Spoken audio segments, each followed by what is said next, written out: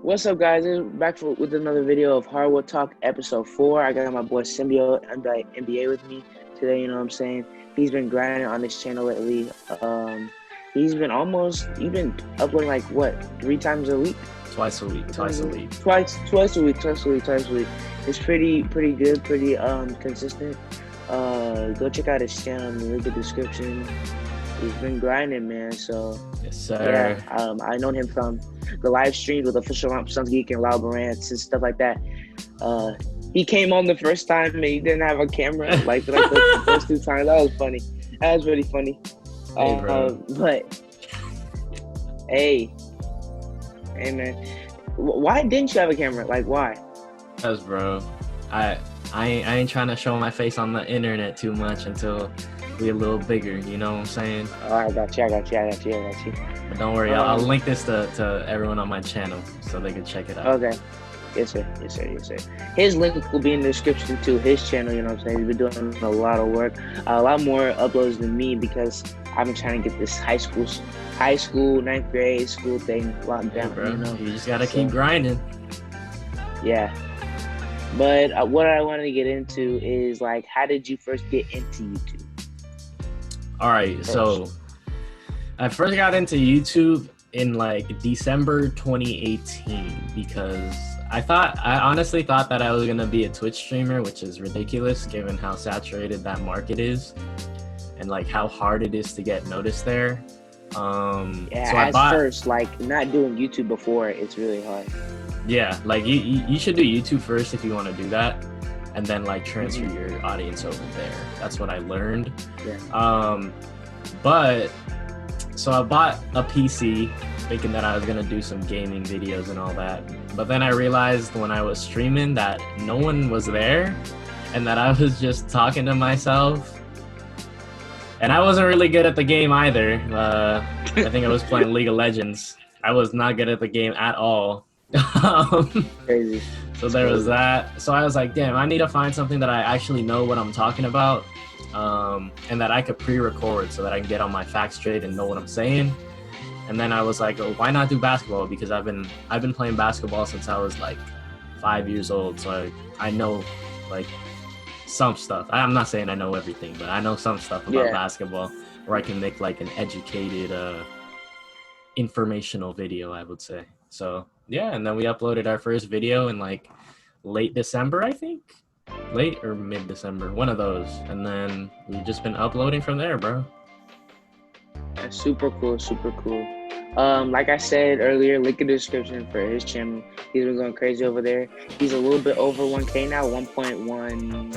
I think I'm at 1.2 now. No, I'm at 1,350, I think. Oh, I'm tripping, 1.3. I'm tripping, bro. 1.3 now. He's been going crazy. My bad. All good. So now let's get into actual topics of this video. First thing I wanted to talk about is the LA Clippers and just letting the Nuggets come back from a 3-1 lead. And I wanted to specifically talk about Playoff P and how this affected his legacy and how good a player he was in the first place. What's up? Oh, man. Playoff P, bro. Playoff P, man. Playoff P. Nah, listen. I'm not a Clipper fan by any means, but I was going for the Nuggets because I hate the Clippers and I love Jokic. Yeah. If you know me, you know I love Jokic. But I have never been more frustrated with like a star as I was with Paul George since Russell Westbrook, and he's my favorite player. Like, I was as frustrated with Paul George as I was with Russell Westbrook, and I don't even like Paul George like that. Like, after that series, I gotta say that Paul George is the most overrated star in the NBA because, first of all, on the offensive end, while he can get hot, it's true he can get hot, but so smooth.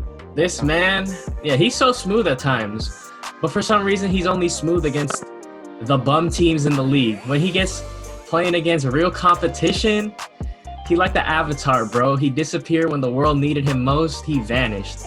It's like, oh, he can go off for 40, but then all of a sudden, next game, he goes off for 5 and shoots like what? What did he shoot this playoffs? Like under 40%, I'm guessing. I need to look that up. I know he shot 17% in the Mavs series from 3. Bro, it's like horrible, like how inconsistent he is. And honestly, what made it even worse is that he actually had a couple good games in the series, but he just disappeared in 6 and 7, game 6 and 7. He had a 33-point game, I think, in game 2 or game 5. I don't remember which one, but he had a 33-point game. Was actually the best player on the team that game. But you just know that playoff P is not going to come up game 6, game 7. He may have a couple good games in the series, but nothing important when it really matters. Yeah, like I'm looking at the numbers now. Throughout the whole playoffs, man shot under 40%. Like he shot 39.8% from the field and only averaged 20 a game. And it's like you expect him to be that second guy. If you expect him to be that second guy, you need more out of him. And his defense, it wasn't like up to what we've seen before too. Like no, not at all. Not at all. Like he seemed like he was taking plays off. He was being lazy. But the worst part about all of it is that like he didn't even own up to his mistakes at the end, saying like, "Oh, we didn't see this as a championship year or something." Like, nah, bro. Like you guys blew a 3-1 lead. You guys got smacked by Murray and Jokic. Like you gotta own up to it. Yeah. And like he's been doing that since like the Trailblazers series, saying, "Oh, it was a bad shot." No, it wasn't a bad shot. Like I don't know. This guy always deflects when something goes wrong, and that's just super annoying. For sure. That's just a bad quality to have as a human being, let alone an athlete. For real. Yeah, just a bad quality all around for any person on this earth. To deflect anything that comes your way that's bad, that's always bad. And yeah, I mean, I'm not like cool. I'm not single-handedly blaming him. Like Kawhi disappeared down the stretch too. Like I mean, look, Kawhi has such a spotless track record. Like I was talking with my dad, Kawhi has never failed in the playoffs at all. Not really. I mean, he's lost in the finals, but if you think about it, in his career, he locked up LeBron James in one of his first years in his career and got Finals MVP over all-time greats. Then he went to the freaking Raptors and took that franchise, and now is the best for 1 year. And now this is the first year that he's finally kind of failed and kind of done something wrong. So I'm gonna give him a pass. He's a robot. He's a transformer. I'm gonna give him a pass. He had a little, he had a little hiccup, but it's cool. Little malfunction. Because of how spotless his track record is. Yeah, just a little malfunction. It's cool. He's gonna get back on track. I don't know what the Clippers are gonna do now though. Like they gotta try and I don't know if they're gonna re-sign Montrezl Harrell, who didn't really do his thing this playoffs. I don't know if they're gonna I don't know what they're gonna do with Lou Williams, who was like, I don't know, he averaged like what 13, 14 points a game, not up to his standards by any means. He was honestly the second best player on the team though. I don't know. He was pretty bad on the defensive end, and he wasn't as efficient on the offensive end. So I don't know. Who was the second best player on the team then? I mean, even like that's tough, dude. Like even if Murray, Marcus Morris. Marcus Morris. JaMychal Green. Yeah, Marcus Morris was kind of hooping at times. But I mean, even with his inconsistencies, Paul George was the second option. He just was the second guy, but he just didn't like do his thing like he should have, you know. Like I don't know what they're gonna do. They need a real big man. Like Zubac, he's cool and all, but he's not that guy. Like they need in the middle to protect the rim and get rebounds, and he also can't guard anyone on the perimeter as well. So. And they also need a playmaking point guard because you can't rely on Kawhi to do all your playmaking. Like Patrick Beverley is so inconsistent. Patrick Beverley's a specialist. He's not a point guard. Like he should really be a shooting guard on the team. He should really be a shooting guard on a team and guard the point guard. That should always be his role. Yeah, or he should come off the bench because he's a bum. Chill on the Patrick Beverley slander. I just respect the guy like him and PJ Tucker getting their careers out the mud from overseas, from the second round pick. You know, and like they may be annoying sometimes, and they may be Patrick Beverly can be really annoying sometimes. But like it's just it took them. It was so hard for them to get there, and they worked so hard. So like I just like try to stop myself from slandering those type of guys. You know? So Yeah. I don't know. I feel you. Yeah. But he did have a bad series, though. I'm not gonna lie. He did have a bad series. Yeah, he shot like under 30% from three the whole playoffs, and he would have like more fouls than points. I don't know, man. Yeah. But are we saying that the Clippers should rely on 10 points per game from Patrick Beverly? No. I'm sorry.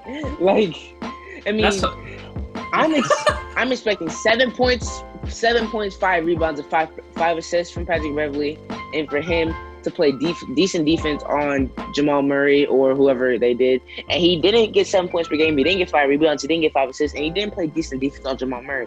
So, yeah. I mean, I guess he underperformed. Yeah, he underperformed with his already low standards. Oh, man. I didn't mean to slander him, but I gotta say what's up, bro. Yeah, man, I mean, and what makes it worse, he talks so much, you know, so you can't. That's what makes it so hard to get on Kawhi is he doesn't say anything. So you can't like, oh yeah, you was talking that mess.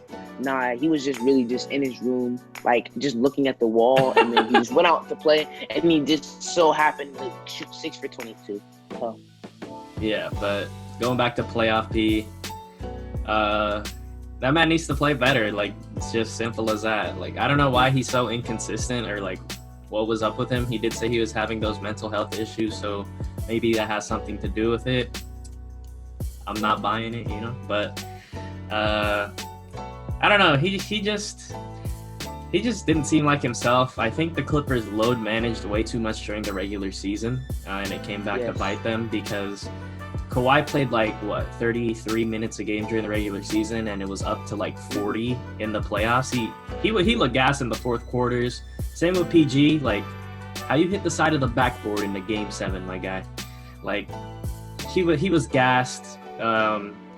They need to get rid of that load managing, and they need to get rid of Doc Rivers, bro. Like, oh my God, nah. I'm not here for the Doc Rivers slander either. Nah, listen. Doc Rivers has got everyone brainwashed after winning one championship in 2008, and he's ridden that success all the way there. Hear me out.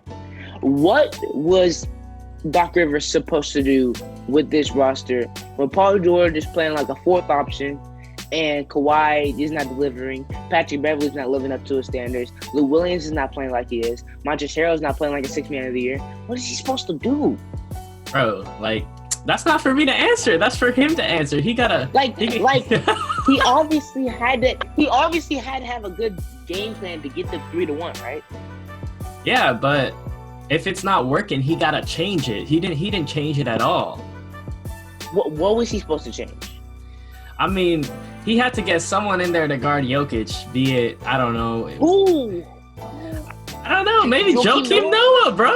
Oh my God, bro. Oh, bro. You're gonna blame Doc Rivers for not playing Joakim Noah? Oh my God. Oh my God. Nah, but I would never blame anybody for not playing Joakim Noah. I don't know. I just feel like Doc, he's had like such good teams over the past like years, even back to the Lob City era. How long has he been with the Clippers? Like 7, 8 seasons? Yeah, but what I will say is that he was trying to do too much in the Lob City area by being a GM as well. So he was doing too much, and he's not that good of a front office and a coach. I think he's a decent coach. I think you're right about he being an overrated coach, but I don't think this particular playoffs was his fault. I just don't. There was so much underperforming. So many players were coming in and out of the bubble. Like, what is he supposed to do about Lou Williams going to a strip club and getting? What is he supposed to do about Montrezl Harrell's grandma dying? What is he supposed to do with that? What is he supposed to do with Patrick Beverly leaving the bubble and getting hurt in both series? What is he supposed to do? All I'm saying is the Clippers' expectations were championship. They fell in the second round, and usually it's the coach who gets the boot, bro. Like, that's how it is in the NBA. I don't know.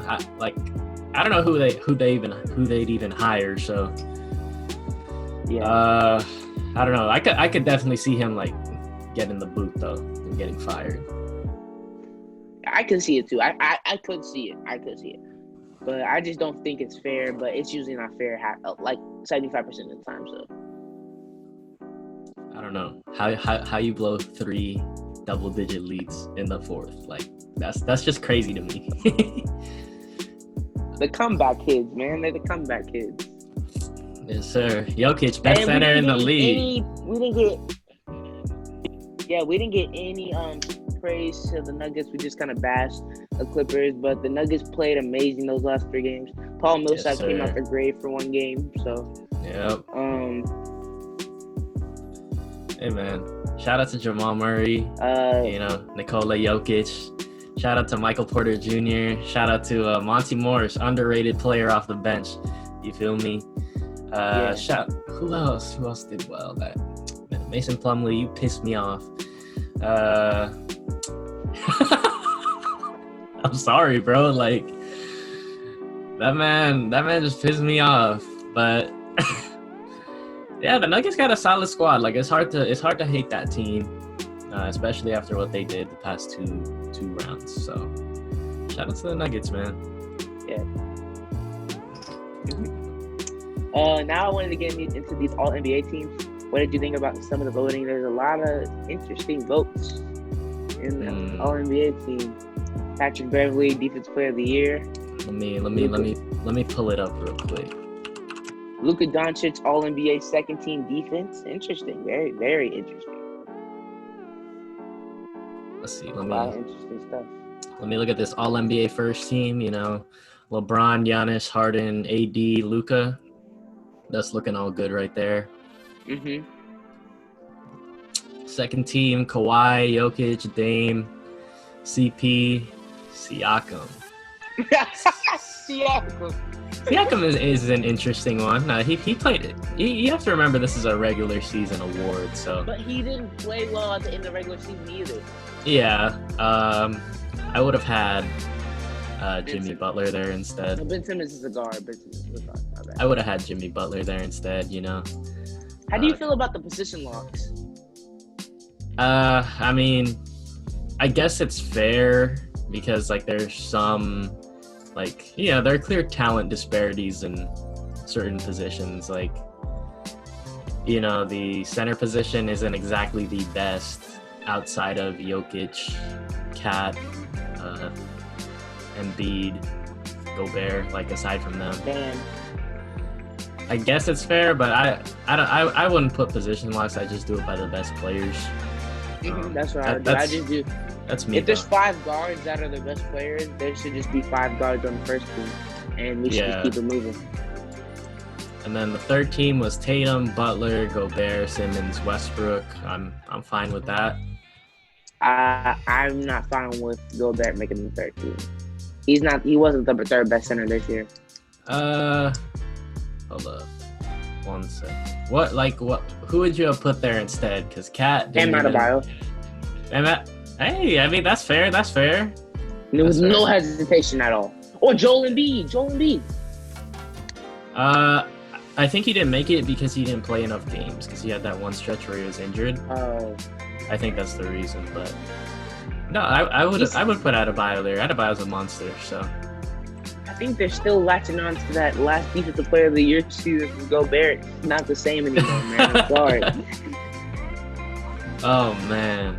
And now he's eligible to get a max contract. Oh my gosh, y'all got to think about that type of stuff.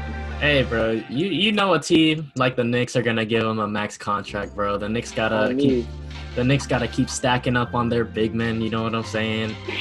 They're on the quest for collecting every power forward and center in the league. On me, bro. But I think, like, you can tell like how much of a difference in talent there is because guys like Bradley Beal and Chris Middleton didn't make the All-NBA team. And Bradley Beal averaged like 30 points and 6 assists and still didn't make it. Donovan Mitchell too, and Trae Young. There's something interesting about Chris Middleton. I saw something that said he got half of forward votes and half of guard votes, and he didn't have enough of either vote, so he didn't make the team. Yeah.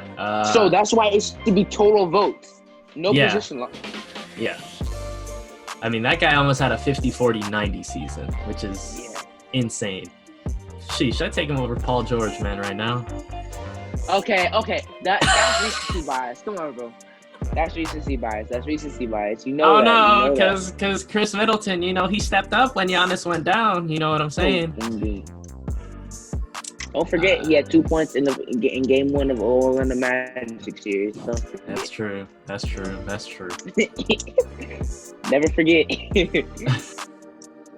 Oh man, these all defensive teams. I mean, I thought they were pretty fair. Yeah. Some of the voting for certain players. Drew Holiday didn't make it. Drew Holiday didn't make one. Yeah. That's unacceptable. Drew Holiday didn't make one. I can't remember if he was injured or not. No, he wasn't. And I would have had him over Bledsoe or Beverly at least. I understand Simmons. No, that's what I'm talking about. They be thinking about team defense. That's why Bledsoe made it. Yeah, I mean, that's fair, but team defense is an important part of defense, and I know, but when you have Giannis, who's I was about to say that. How hard is it to play defense, bro? Yeah, I was about to say that. And Brook Lopez literally averages like almost 2 blocks a game, bro. Like, how hard is it to just let your man go past you a couple times and Giannis either stuffs it or Brook Lopez does? Yeah, that's true. Oh man, that's crazy. Eric Bledsoe slander is available on this platform. all the time. I would have given a vote to Lonzo too, because that man is a very underrated defender in my opinion. Who's the 2 second team guards? Bledsoe and Beverly. No, Lonzo and Drew Holiday. Put them both on there. Stop. Yeah, I think Lonzo's one of the best perimeter defenders in the league, even though he gets a lot of slack for not having an inside game on offense. But yeah, he's a really good defender if you watch them play, and he does a bunch of little things on defense that doesn't show up on the stat sheet. Yeah, I don't want to get in my Lonzo bag, get so fast on people, but he's a great player, and people just overlook because of how many insane flaws he has. He has some insane flaws, he can't finish with his left hand. That's kind of crazy. And he can't shoot free throws. he can't shoot free throws, and he kind of can't shoot mid ranges at all. But yeah, yeah. You're a perfect 3-and-D guard, I'll tell you that. Literally everything besides 3-point. Perfect. The Rockets would love to have him. Yeah, for sure. He really refuses to go to the lane. He refuses. He refuses to take a mid-range shot. That's what Daryl Morey wants. Oh man. Speaking of those Rockets, man. Oh my gosh, those Rockets, man. You know what I'm saying? Oh man. Russell Westbrook, my favorite player in the league. Russell Westbrook, oh man. Nah. But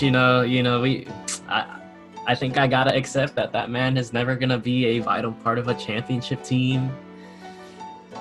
And I don't think he's gonna get that ring unless he pulls a David West and ring chases, bro. I have a question though. If he's on a regular team as a second option and is not on the most innovative and craziest creative team of all time, do you think he has a chance?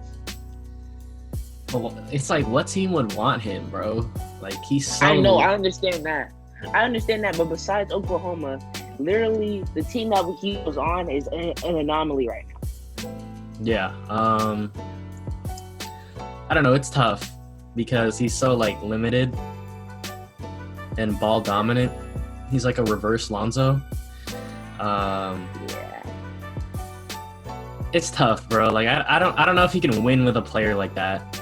If it was the 2000s, not the 2010s, the 2000s, yeah, you could definitely win with Westbrook as your second option, for sure. But the game's changing too much. There's too much emphasis on spacing, and I don't know Okay, it's not. I don't know. I know for sure that man's never gonna get a good 3-point shot in his career. um, Yeah. I don't know. I think he's on like a slow decline. I've come to accept it as a diehard Westbrook fan. All right, I'm gonna stop you from going down the route. I'm gonna ask you a couple things and see if that'll change your mind. Okay, so we have a center like Brook Lopez or Miles Turner, something like that. A good shooting center, right? And everybody else on the team can shoot. And you have rim protection from that center, and you can shoot. And Westbrook is the third option on that team. There's two better players. And he's just slashing, can pass, doing his thing. Averaging like 19 points a game, 7 rebounds, and like 6 assists in a couple years. Okay. They won a championship?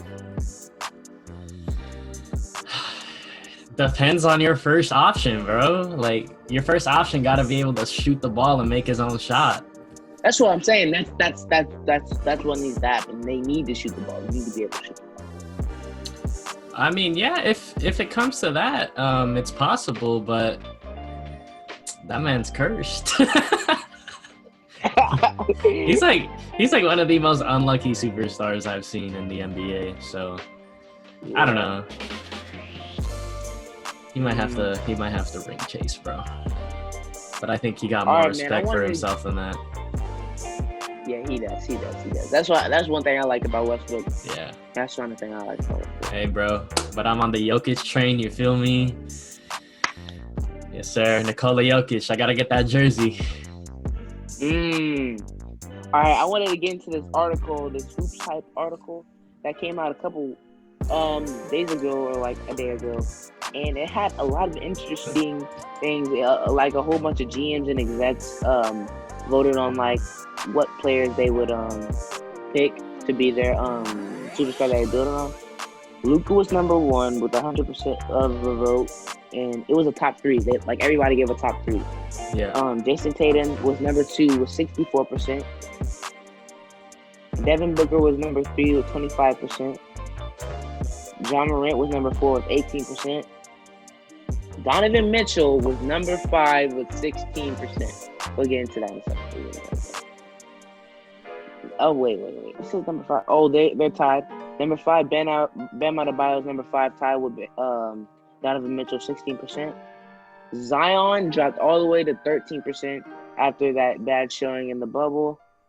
Jamal Murray is tied with Zion, 13.3%. Ben Simmons is at 9 with 12%. That's low. Brandon Ingram is tied with Ben Simmons at 9 with 12%. And what is that? And that is Jaylen Brown is at Jaylen Brown at 4%. De'Aaron Fox tied with him. And right below that man, the best shooting big to ever grace the floor, one of the best scoring bigs ever, an okay below average defender. He's a 7-footer and could probably shoot from the volleyball line. That man, Karl-Anthony Towns, at number 13 with 1.3%. Yeah. This is the biggest thing. And Trae Young didn't get on the list. That's crazy as well. Oh, damn. Trae Young is not on the list at all. 0.0%. No way. Yeah. What the insane. hell? Yeah, that is insane. That's insane. Nah, bro. But I really want to get into this Karl-Anthony Towns because I think the disrespect that Karl-Anthony Towns is happening nowadays is insane. So I wanted to speak on it. Him having 1.3% and being able to score at every level and being the best shooter on this team, and he's like 23, and he has 1.3% below De'Aaron Fox, Jaylen Brown, Brandon Ingram, Ben Simmons, Jamal Murray. That's crazy. I would have thought he would have been like I thought he would have been like top 5 for sure. I think it's just because he plays in Minnesota, bro. Like Minnesota has done like a poor job building around his weaknesses, especially on defense. Because if your point guard is D'Angelo Russell, everyone's going to the rim. And then who else they have next to him? Malik Beasley. He's cool, but he's not that much of a Malik defender. Beasley I'd say he's an average defender. Yeah, but he's not known for his defense. You know what I'm saying? Yeah. Who else do they have on that team? That's it. Josh Okogie. Jarrett Culver. Josh Okogie's a really good defender. Yeah, he's a good defender. Josh Okogie is a good young defender. Jarrett Culver is a decent defender, but he's more of like a .4 type guy. He's not known for his defense. Yeah. He has defensive potential though. Which is interesting why they trade Andrew Wiggins away, because they have Karl-Anthony Towns. They have this .4 guy that they haven't molded yet in Jarrett Culver. They have Malik Beasley. Why were they so like they needed D'Angelo Russell? They should have got a nice, good, young defending point guard. I think it's because him and Cat are friends, so yeah, that's probably the only reason. That's Karl-Anthony Towns' fault. That's not going to be a good fit. I mean, it may be a good fit on offense, but like that's not what's going to win y'all games. Yeah. I can't believe he's 13 and Trae Young didn't receive a vote. That's mind-blowing to me. Because Trae Young, he going to make some noise in the East. He was averaging nearly 30 points and 10 assists. That's crazy, bro. Like, they say it's because of his defense, but they were saying the same thing about Curry, bro. Like, I know I don't like comparing Trae and Curry, but like, because I don't think it's a good comparison. I don't think it's good. But like, as long as you have, and Curry's a way better defender than him. But as long as you supplement him with like good defensive wings, which they have in Cam Reddish, DeAndre Hunter, and they can get another one this draft. Yeah, they can get Isaac Okoro. I don't know how to say his name. Or Devin Vassell. Or him. But, I'd like to see him get Onyeka Okongwu. You know what I'm saying? But after trading away Clint Capella, after just getting Clint Capella? Yeah. I mean, Okongwu can learn behind Capella off the bench, or he could, and John Collins too. Because I think Capella has 3 or 2 more years on his contract, which is enough time for Onyeka to develop. Like a Bam Adebayo, Hassan Whiteside situation. Yeah, like I think you gotta like just surround him with. It's like what you're doing with Cat. You gotta surround him with defensive players to make up for his weaknesses, because he is an absolutely spectacular offensive player. So, I mean, I would have given him at least one vote. Yeah, that's crazy. Oh, they picked 5. They picked 5 players each GM. So Towns received 1 vote as the 5th choice to build a team around. He didn't get 4th vote, just 1 vote. Yeah. So we picking our 5 or what? Yeah, you can pick just pick 5 of the players on this little thing. Nah. We gotta top 5. We gotta do a little serpentine draft. You know what I'm saying? And then, all right, bet. So I don't know. Okay, if I'm going first, you know who I'm picking, bro. Yeah, obviously I know. Luka Doncic, baby. That's my one. You better do my boy right. That's my guy, bro. You better do my man right, bro. I'm going to pick Devin Booker. Hey, you get 2 picks. You get 2 picks. You get 2 picks. Oh yeah, Devin Booker, and I'm disrespecting my man. I'm going with Trae Young, bro, over all of them. Yes, sir. Devin Booker and Trae Young. Disrespecting me. Hey. Let me see who am I picking with Luka.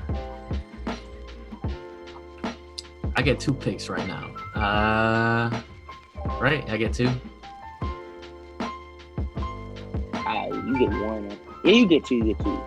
I get 2. I mean, I'm surrounding Luka with Jason Tatum and Bam Adebayo, bro. Like, that's a nice passing team right there. And you got to round yours out right now. Yeah, because I have no defenders right now. I'm going to go with.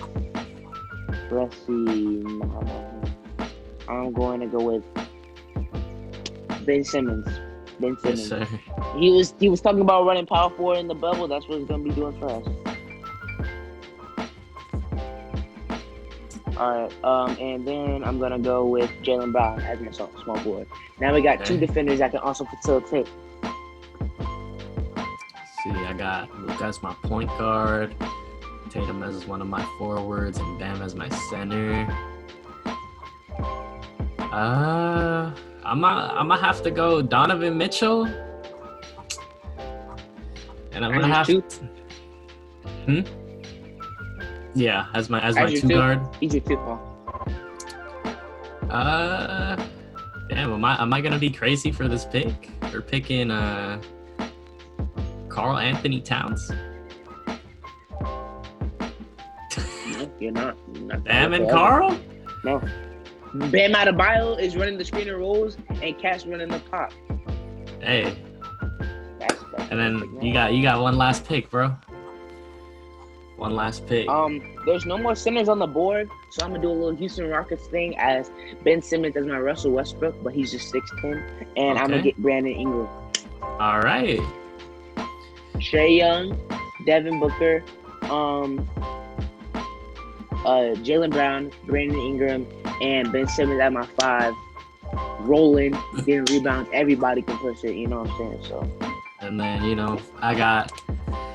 I got Luka as my 1. I got Donovan Mitchell as my 2. Who did I have as my 3? I have Tatum as my 3. I got Adebayo as my 4 and Cat as my 5. So, hey, y'all gotta comment who got the better squad.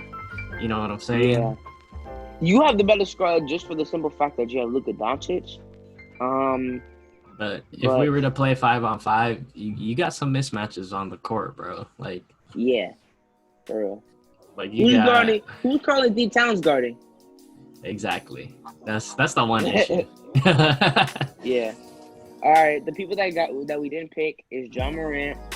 Nobody picked Zion Williamson, De'Aaron Fox, Jamal Murray, and that's it. Those 4. So, who do you think is the worst player on this list? Worst player on this list? Ooh. De'Aaron Fox, in my opinion, De'Aaron Fox. Yeah, that's tough. I think it's pretty much De'Aaron Fox. I know it's a Zion? Nah, it's a little hot take right now, given how good he's playing. But I would say Jamal Murray. Because I just feel like him and De'Aaron Fox are on the same level, but I see something from Jamal Murray in the playoffs, and De'Aaron Fox is just so. I might be biased because I really like De'Aaron Fox. I really like him too. But he's just 40-point games, game 7. Yeah. That's pretty crazy. I'm gonna have to go with De'Aaron Fox. Yeah, I'm tripping, bro. Yeah, bro.